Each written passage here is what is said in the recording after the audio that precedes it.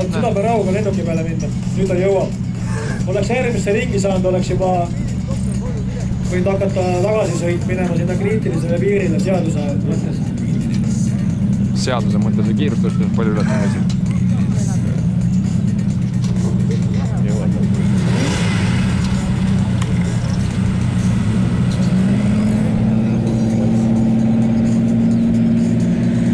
See, mis Taavi teeb, on praegu puhas vastaste närvidega mängimine, sest puhta jõu vastu ta ei saa. Aga teise venna saab närvi ajada küll, et vana...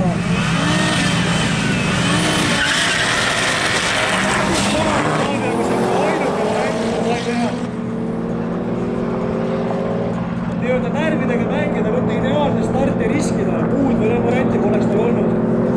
Aga parem rada 11,6 ja 198 lõppkiirus annab tunnistust tõsisest jõust. See auto on tundub hästi ehitatud.